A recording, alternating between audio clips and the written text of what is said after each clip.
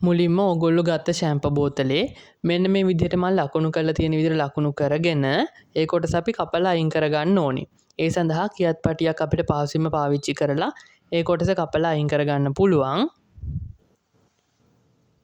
දැන් මම මේ පෙන්නන්නේ මම මේ විදිහට තව ඒ කොටස කපලා අයින් කරගත්ත තවත් ෂැම්පෝ බෝතලයක්. මේ අපි පොඩි ෂැම්පෝ බෝතල අරගෙන තියෙන්නේ.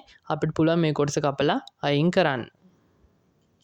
ඊට පස්සේ මේකට අපි මේක හැන්ඩල් එකක් විදිහට පාවිච්චි කරන්න පුළුවන්. ලී මිටක් හරි ප්ලාස්ටික් බටයක් හරි පාවිච්චි කරන්න පුළුවන්. මෙතන අපි කර කොටස කපලා අයින් කරපු නැති නිසා ඒ කොටසට අපි මේක සවි කරගන්න පුළුවන්. මම මෙතන ග්ලූ ගන් එක පාවිච්චි කරන ඕගොල්ලන්ට ගම් වර්ගයක් වෙන ඕනම ගම් වර්ගයක් පාවිච්චි කරන්න පුළුවන් මේක ශක්තිමත්ව අලව ගන්න.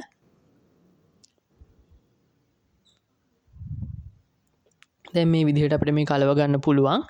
මේකේ එළියෙන් වගේම ඇතුල් පැත්තෙනුත් ගම් ආලේප කරලා ශක්තිමත්ව අලව ගන්න පුළුවන්.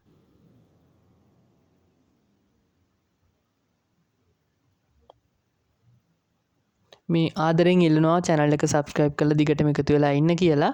මේකෙන් අපිට ගොඩාක් ප්‍රයෝජන ගන්න පුළුවන් වගේම පරිසර දූෂණය සෑහෙන දුරට අවම කරගන්නත් පුළුවන්. දැන් අපි බලමු මේකෙන් වැඩක් කරගන්නේ කොහොමද කියලා.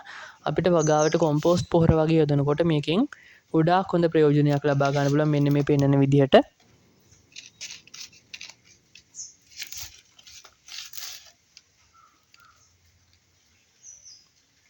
ඉතින් ඔයගොල්ලෝ මොනවා හරි දෙයක් ඉගෙන ගත්තා නම් channel එක subscribe කරලා යන්න අමතක කරන්න එපා. ඔයගොල්ලෝ හැමෝටම සුබ දවසක්.